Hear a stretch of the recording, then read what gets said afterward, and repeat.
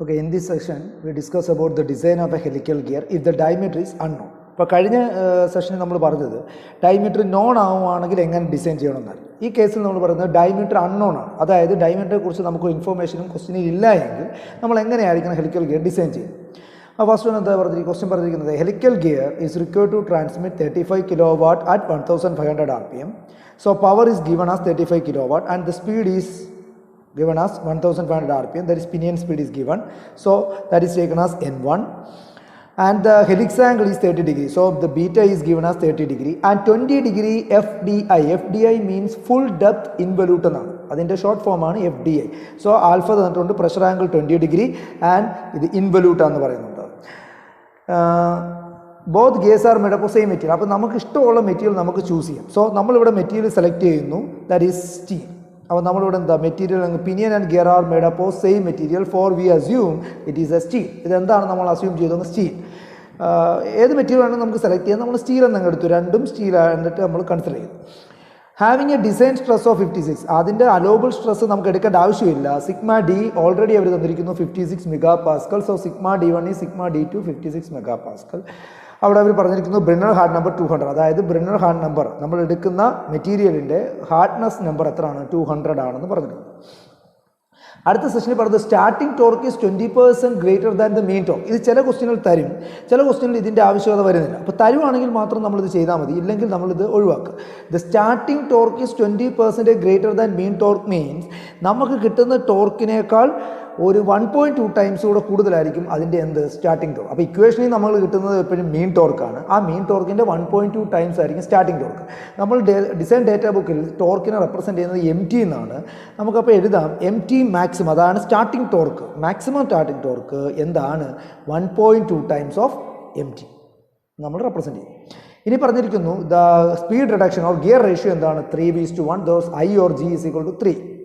The drive is to be safe for continuous operation. അപ്പോൾ ഈ drive continuous ഓപ്പറേഷനിൽ എന്താണ് safe ആയിരിക്കുന്നവർ പറയുന്നുണ്ട്. Assume number of teeth on pinion is 24. ഞാൻ നേരത്തെ പറഞ്ഞതാണ്, നമുക്ക് പിനിയൻ്റെ ടീത്ത് തന്നില്ലെങ്കിൽ നമുക്ക് തന്നെ അസ്യൂം ചെയ്യാം, അത് 20 മുതൽ നമുക്ക് അസ്യൂം ചെയ്യാം. ഇവിടെ അവർ പറഞ്ഞിട്ടുണ്ട് number of teeth on pinion is 24 ആയിട്ട് എടുക്കാം. ഇല്ലെങ്കിൽ നമുക്ക് Z1 എത്ര ആയിട്ട് എടുക്കാം, 20 ആയിട്ട് നമുക്ക് എന്ത് ചെയ്യാം, എടുക്കാം. So here the Z1 is taken as 24. അപ്പോൾ നമുക്ക് ഗിയർ റേഷ്യോയിൽ നിന്ന് സ്റ്റാർട്ട് ചെയ്യാം. Gear ratio I or G എന്ന് റെപ്രസെൻറ്റ് ചെയ്യാം. ഡേറ്റ ബുക്കിൽ I എന്നായിരിക്കും. നമുക്കറിയാം ഗിയർ റേഷ്യോ എന്ന് പറഞ്ഞാൽ N1/N2, speed of driver by speed of driven, അതായത് speed of pinion by speed of gear is equal to എങ്ങനെ എഴുതാം, Z2/Z1 is equal to D2/D1. ഇവിടെ D2/D1ൻ്റെ ആവശ്യകത ഇപ്പോൾ ഇല്ല, കാരണം ഈ ക്വസ്റ്റ്യൻ അൺനോൺ ഡയമീറ്റർ ആണ്. ഡയമീറ്റർ നമുക്കറിയില്ല. സോ N1/N2 ഗിയർ റേഷ്യോ 3 തന്നിട്ടുണ്ട്. So gear ratio G is equal to N1/N2. N1 speed of pinion 1500, N2 നമുക്കറിയില്ല, അവിടുന്ന് N2 നമ്മൾ കണ്ടുപിടിച്ചു 500 rpm. ദെൻ അതേ ഗിയർ റേഷ്യോ ഉപയോഗിച്ച് നമുക്ക് ടീത്തുകളുടെ എണ്ണം കണ്ടുപിടിക്കും, Z2/Z1. Z1 നമ്മൾ അസ്യൂം ചെയ്ത് 20, therefore the Z2 is equal to എത്രയാണ്, 72. ഹെലിക്കൽ ഗിയറിൻ്റെ ഒരു കാര്യം നമുക്കറിയാം, ഈ ഹെലിക്കൽ ഗിയറിനെ നമ്മൾ എന്താക്കി അങ്ങ് മാറ്റുകയാണ്, ഒരു സ്പർ ഗിയറിൻ്റെ ടേംസിലേക്ക് നമ്മൾ കൊണ്ടുവരുന്നതുകൊണ്ട് അവിടെ വരുന്നൊരു ടീത്തിനാണ് ഫോർമേറ്റീവ് നമ്പർ ഓഫ് ടീത്ത് അല്ലെങ്കിൽ വെർച്വൽ നമ്പർ ഓഫ് ടീത്ത്. ഇതൊരു ഇമാജിനറി നമ്പർ ഓഫ് ടീത്താണ്. അപ്പോൾ നമ്മൾ അതിനെ എന്ത് ചെയ്യുന്നു, Z/cos β എത്രയാണ് അവിടുത്തെ വെർച്വൽ നമ്പർ ഓഫ് ടീത്ത്. അപ്പോൾ ഈ വെർച്വൽ നമ്പർ ഓഫ് ടീത്ത് കണ്ടുപിടിക്കാനുള്ള ഇക്വേഷനാണ് Z/cos β, പേ നമ്പർ 211 12.22a. അവിടെ നമ്മൾ എന്ത് കണ്ടുപിടിക്കണം, പിനിയനിൻ്റെ കണ്ടുപിടിക്കണം, virtual number of teeth for pinion കാണണം. അത് എത്ര കിട്ടി, 24/cos 37. അതുപോലെ തന്നെ രണ്ടാമത്തെ സ്റ്റെപ്പിൽ നമ്മൾ എന്ത് ചെയ്യണം, the virtual number of teeth for gear കണ്ടുപിടിക്കണം. Z2 Z2/cos β, Z2 72 ആണെന്നറിയാം, cos 30 111. So നമ്മൾ എന്ത് കണ്ടുപിടിച്ചു, virtual number of teeth Z1 Z2 കണ്ടുപിടിച്ചു. എല്ലാ കേസിലും പറയുന്നത് പോലെ ഏത് ഗിയർ എടുത്താലും നമ്മൾ ഫസ്റ്റ് ചെയ്യേണ്ടത് എന്താണ്, identify the weaker part. Weaker part ആരാണെന്ന് നമ്മൾ എന്ത് ചെയ്യണം, ഐഡൻറ്റിഫൈ ചെയ്യണം. അതൊന്നെങ്കിൽ പിനിയൻ ആയിരിക്കും അല്ലെങ്കിൽ ഗിയർ ആയിരിക്കും. ഒരു കേസ് ഞാൻ പറയാം, ഇവിടെ നമ്മൾ എടുത്തിരിക്കുന്ന മെറ്റീരിയൽ സെയിം ആയതുകൊണ്ട് എപ്പോഴും വീക്കസ്റ്റ് പാർട്ട് വരുന്നത് പിനിയൻ ആയിരിക്കും. ഓക്കെ, അപ്പോൾ ഏറ്റവും വീക്കസ്റ്റ് പാർട്ട് പിനിയൻ ആയിരിക്കും വരുന്നത്. ദേ ആർ ഓഫ് മെയ്ഡ് അപ്പോൾ സെയിം മെറ്റീരിയൽ. ഡിഫറൻറ്റ് മെറ്റീരിയൽ ആണെങ്കിൽ മാത്രമേ ഉള്ളൂ ഗിയറും ഏതാണെന്ന് നമുക്ക് പറയാൻ പറ്റത്തില്ല, പ്രെഡിക്റ്റ് ചെയ്യാൻ പറ്റില്ല. പക്ഷേ ഈ സെയിം മെറ്റീരിയലാണ് യൂസ് ചെയ്യുന്നതെങ്കിൽ എല്ലാ കേസുകളിലും വീക്കർ പാർട്ട് ഏത് തന്നെ ആയിരിക്കും, പിനിയൻ ആയിരിക്കും. എങ്കിലും നമുക്ക് ആ സ്റ്റെപ്പ് കിട്ടാനതിന് വേണ്ടി നമുക്കൊന്ന് ചെയ്യാം.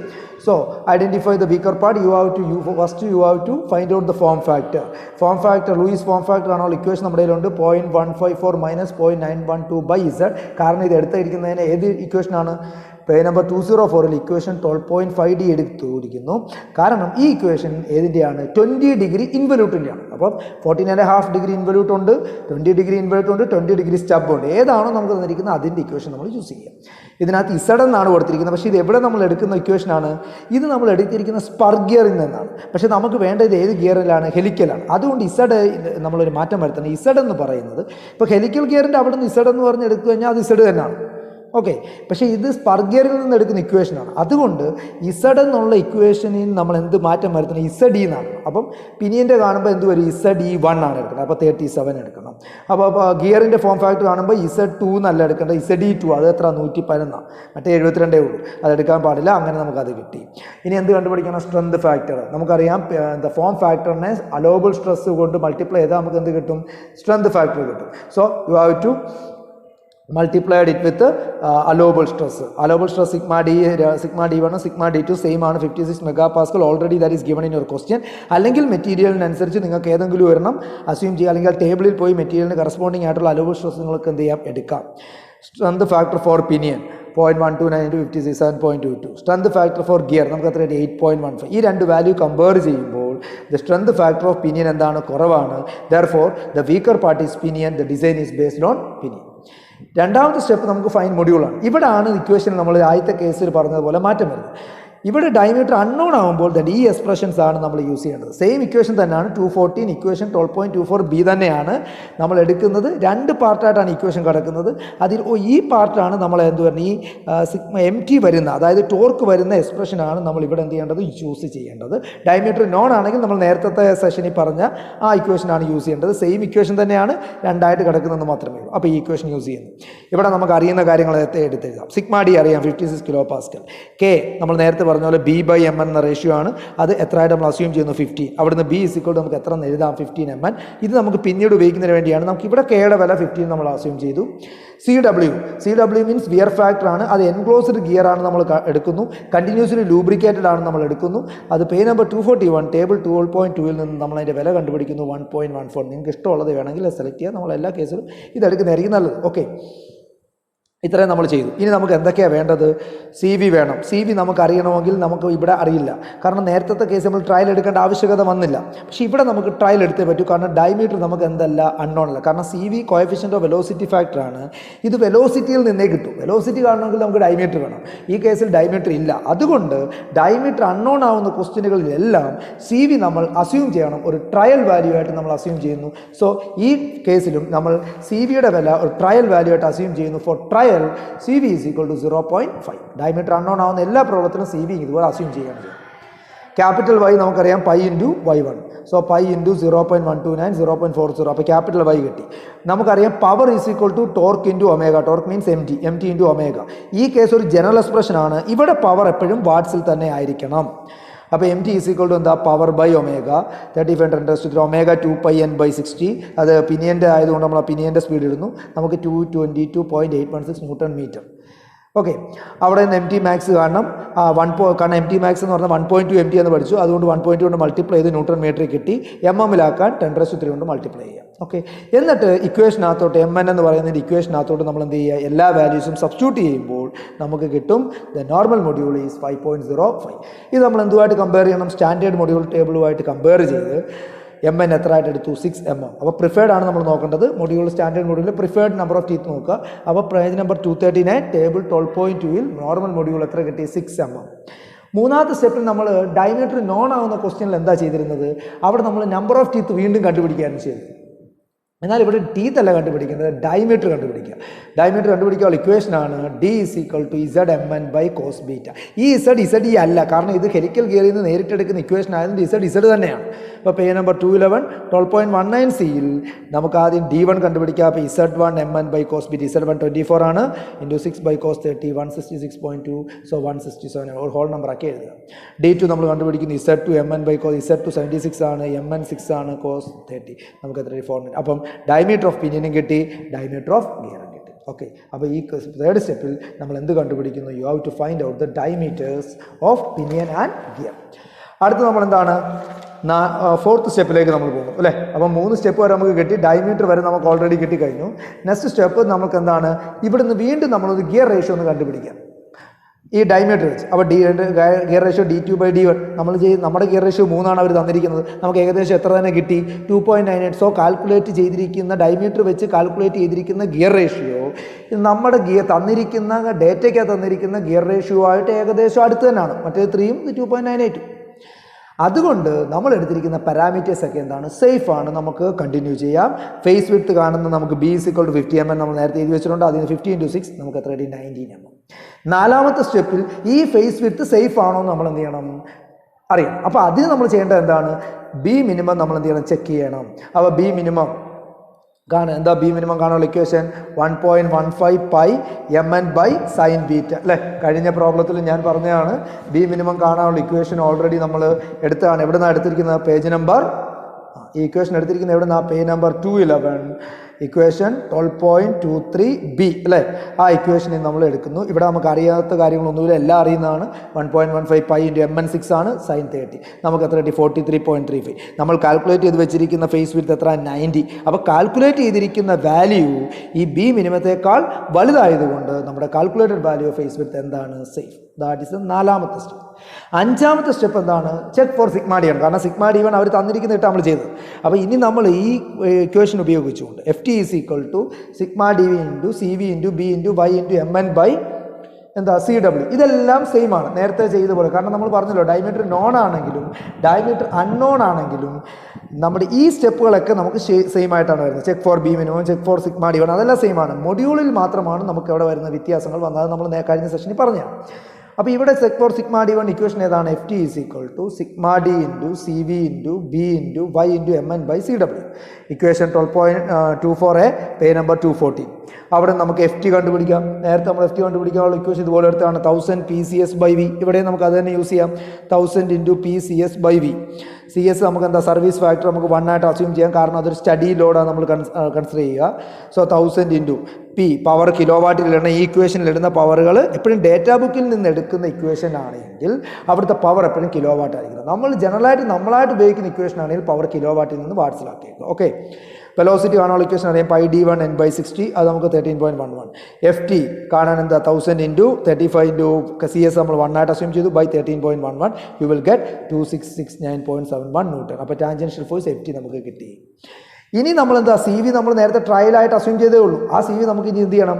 കണ്ടുപിടിക്കണം. ആ CV വെലോസിറ്റി 13.11 m/s ആയതുകൊണ്ട് നമുക്ക് CV കാണാനുള്ള ഇക്വേഷനാണ് ഹെലിക്കൽ ഗിയറിൽ 15.25 പ്ലസ് v. അവിടെ നിന്ന് നമ്മൾ എന്ത് കാണുക?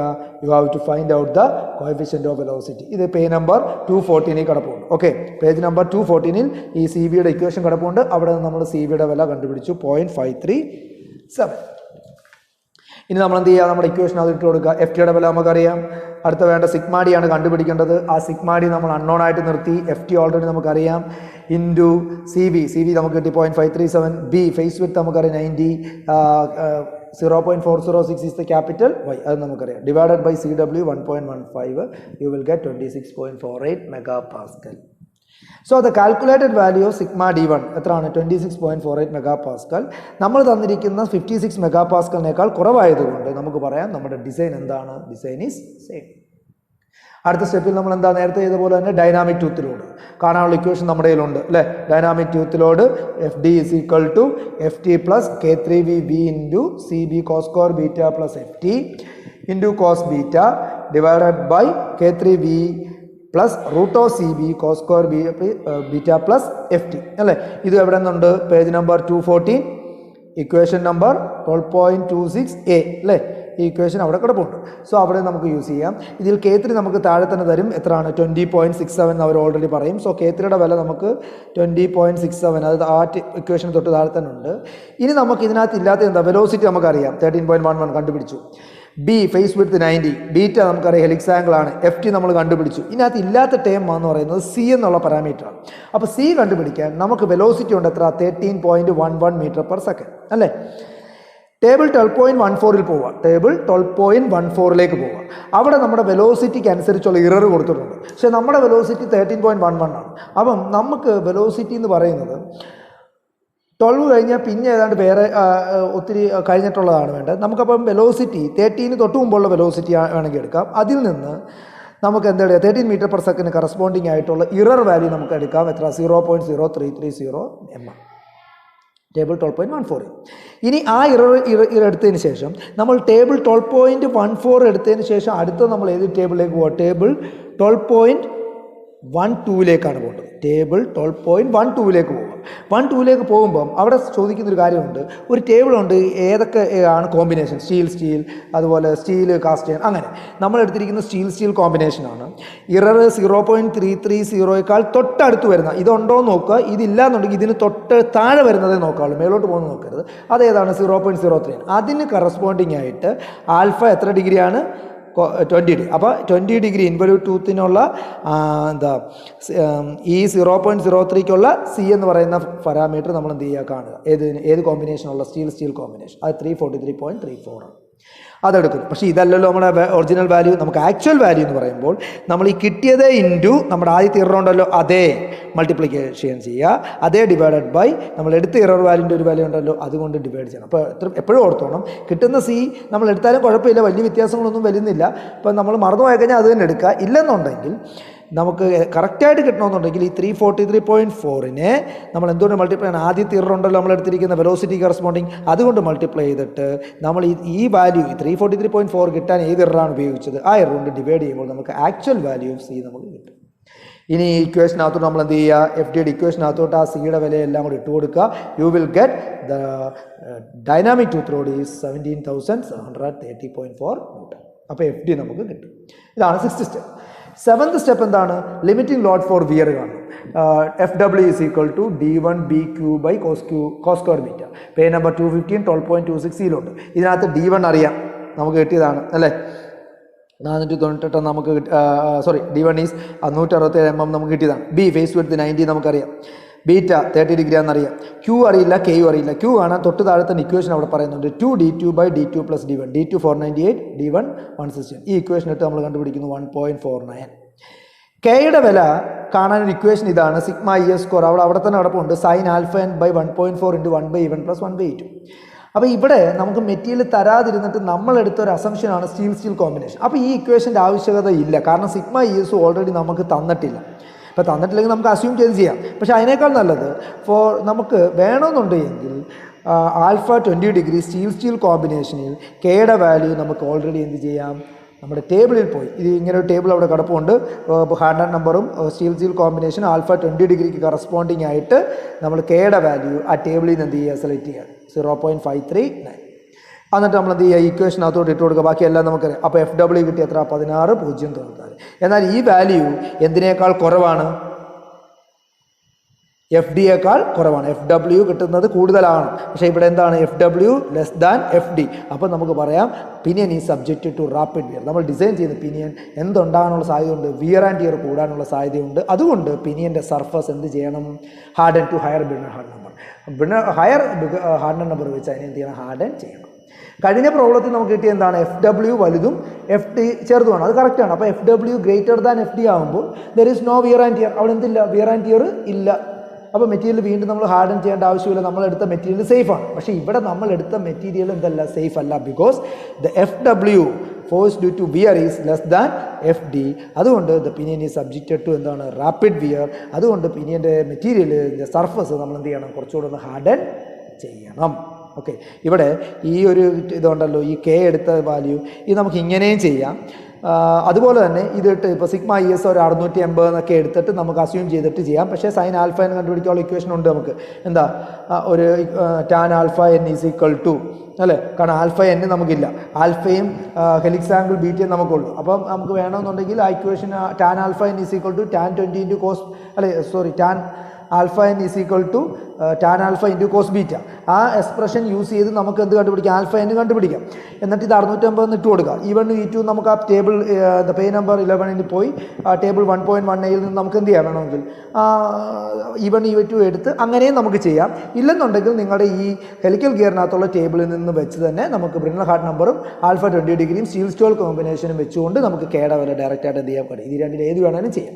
ഓക്കെ, അങ്ങനെ നമുക്ക് ചെയ്തിട്ട് ഇതിലേക്ക് എടുത്തുക. ഇത്രയാണ് എന്ത്? Design of helical gear if the diameter is unknown.